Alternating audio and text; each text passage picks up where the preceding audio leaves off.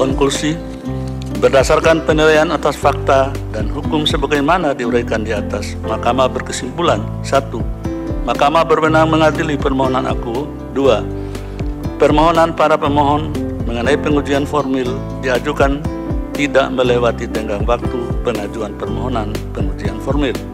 3. Para pemohon memiliki kedudukan hukum untuk mengajukan permohonan akuo. 4.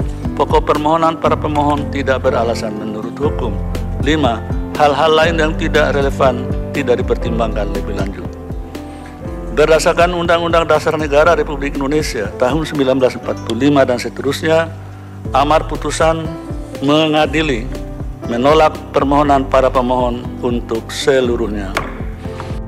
Ya, itu tadi adalah putusan dari Mahkamah Konstitusi terkait dengan Undang-Undang tentang P3, Undang-Undang Pembentukan Peraturan Perundang-undangan, di mana kita tahu bahwa beberapa waktu yang lalu DPR sudah melakukan revisi terkait dengan Undang-Undang P3, di mana isi dari revisi itu salah satunya adalah untuk mengakomodir sistem Omnibus Law dalam pembentukan perundang-undangan yang ada di Indonesia. Artinya Undang-Undang Cipta Kerja, sebagaimana waktu lalu yang ditentang oleh kaum buruh, itu kemudian punya legitimasi begitu ketika pembuatannya disusun berdasarkan Omnibus Law. Sebagaimana kita tahu, perjuangan kaum buruh untuk menolak Omnibus Law adalah perjuangan yang terus digelorakan, perjuangan yang tidak pernah berhenti, perjuangan yang terus disuarakan. Dan ketika Undang-Undang P3 oleh Mahkamah Konstitusi dinyatakan tidak bertentangan dengan Undang-Undang Dasar, atau dengan kata lain permohonan para pemohon itu dibatalkan, tidak diterima, maka dengan demikian Omnibus Law sudah bisa diimplementasikan. Dalam artian sistem pembuatan perundang-undangan memakai sistem Omnibus Law. Dan ini tentu saja menjadi kuburan begitu ya bagi kaum buruh yang menghendaki agar Omnibus Law tidak ada di negeri ini, yang menghendaki agar sistem pembuatan perundang-undangan yang menampung berbagai peraturan perundang-undangan dalam satu undang-undang itu menjadi legal dan diperbolehkan. Oleh karena itu, kita kecewa dengan apa yang diputuskan oleh Mahkamah Konstitusi yang kemudian tidak membatalkan Undang-Undang P3. Kita tahu bahwa dengan adanya Undang-Undang P3 ini, maka akan sangat mudah bagi DPR dan pemerintah untuk melanjutkan kembali pembahasan Undang-Undang Cipta Kerja yang dalam putusan Mahkamah Konstitusi sebelumnya diperintahkan untuk dilakukan perbaikan. Kita tahu bahwa putusan dari Mahkamah Konstitusi adalah putusan yang bersifat final dan mengikat. Artinya tidak ada upaya hukum lain yang bisa dilakukan untuk membatalkan Undang-Undang P3 ini.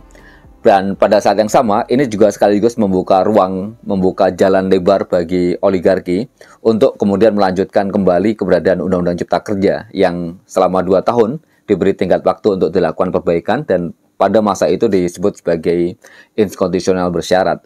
Tentu saja ini layak menjadi perhatian kita karena ini adalah sebuah desain, sebuah settingan begitu. Karena ketika Undang-Undang P3 bisa diloloskan dengan mengakomodir sistem Omnibus Law, maka akan mudah bagi Undang-Undang Cipta Kerja untuk kembali dilanjutkan. Itu satu hal yang kemudian kita perlu catat dalam kaitan dengan putusan Mahkamah Konstitusi terkait dengan Undang-Undang P3. Hal yang kedua, kaum buruh sudah harus mulai kembali mempersiapkan kuda-kuda, mempersiapkan barisan, merapatkan pasukan untuk kemudian menghadang kemungkinan dibahasnya kembali Undang-Undang Cipta Kerja. Perbaikan yang akan dilakukan sudah ada landasan pijaknya, di mana Omnibus Law sudah ada dasar hukumnya. Dan ketika kemudian Undang-Undang Cipta Kerja akan dibahas kembali, pun ketika tidak ada perubahan apapun di dalamnya, itu akan mudah sekali dilakukan. Tapi tentu saja kita akan terus menyuarakan penolakan. Tentu saja gerakan buruh dan elemen masyarakat yang lain akan memastikan agar Undang-Undang Cipta Kerja tidak bisa diberlakukan kembali. Itu satu hal yang tidak perlu diragukan lagi, bahwa ketika ada sebuah kebijakan yang merugikan, baik itu kepentingan buruh dan elemen masyarakat yang lain, maka pastilah akan ada elemen gerakan yang melakukan perlawanan, yang melakukan penolakan. Itu tidak terkecuali bagi Undang-Undang Cipta Kerja, pasca Undang-Undang P3 oleh Mahkamah Konstitusi tidak dinyatakan bertentangan dengan Undang-Undang Dasar. Tentu saja dalam kesempatan ini kita mengingatkan kepada partai-partai politik yang ada di Senayan untuk berpikir 2 kali ketika akan membahas kembali Undang-Undang Cipta Kerja. Karena Undang-Undang Cipta Kerja ini sebagaimana kita tahu, mendapatkan atensi dan perhatian yang luas, mendapatkan penolakan di mana-mana, dan kemudian ketika ada partai politik yang mencoba untuk menghidupkan kembali Undang-Undang Cipta Kerja, maka rakyat akan mencatat itu. Rakyat akan mencatat partai-partai politik mana yang menjadi pendukung Undang-Undang Cipta Kerja, partai-partai politik mana yang kemudian mensponsori agar Undang-Undang Cipta Kerja tetap dilanjutkan, maka kita pun juga akan menyuruhkan agar tidak memilih partai-partai itu. Dan ini adalah seruan yang patut dipertimbangkan, karena bagaimanapun mereka ada di Senayan membawa mandat dari rakyat, dan oleh karena itu penting bagi mereka untuk mendengarkan apa yang menjadi aspirasi dan suara dari rakyat. Yang ketiga, saya kira juga menjadi catatan dari Omnibus Law ini tentang janji-janji yang selama ini tidak terbukti. Beberapa tahun sejak diundangkan, janji-janji terkait dengan Omnibus Law nyata-nyata adalah janji yang hanya manis di bibir saja. Janji tentang adanya investasi yang berbondong-bondong datang dan kemudian menciptakan banyak lapangan pekerjaan, itu juga bukan janji yang sepenuhnya bisa dipenuhi. Janji untuk menciptakan kesejahteraan karyawan, itu juga janji yang nyata-nyata hanya angin lalu saja. Terbukti kenaikan upah dibatasi, tingkat upah kemudian terhambat, dan kemudian banyak sekali terjadi pemutusan hubungan kerja, bahkan dengan pesangon yang lebih kecil dari ketentuan sebelumnya, hubungan kerja yang semakin fleksibel, dan banyak permasalahan yang lain itu timbul dari adanya Undang-Undang Cipta Kerja. Belum lagi misalnya di sektor ketenagalistrikan, privatisasi yang kemudian didorong, itu juga buah dari bagian dari Undang-Undang Cipta Kerja. Dan permasalahan lain yang dihadapi petani misalnya tentang keberadaan bank tanah, itu justru melegalkan tentang liberalisasi di sektor pertanian. Tanah-tanah yang mestinya bisa disediakan untuk rakyat dengan mewujudkan reforma agraria yang sejati, tapi dengan adanya Undang-Undang Cipta Kerja, itu justru tanah-tanah dikuasai oleh oligarki melalui mekanisme bank tanah tadi.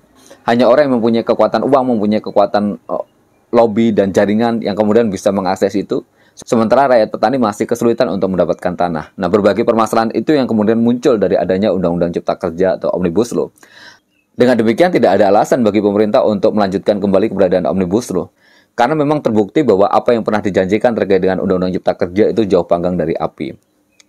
Kembali kepada putusan Mahkamah Konstitusi terkait dengan Undang-Undang P3 yang salah satunya dimohonkan oleh Partai Buruh dan berbagai elemen serikat buruh yang lain yang menghendaki agar Undang-Undang P3 ini dibatalkan atau setidaknya dianggap cacat formil kemudian dinyatakan tidak berlaku, itu tidak bisa kita hentikan begitu ya. Tapi masih bisa melihat tentang aksi-aksi yang dilakukan oleh berbagai elemen gerakan, baik dari buruh, baik dari mahasiswa, elemen petani, dan beberapa elemen gerakan yang lain.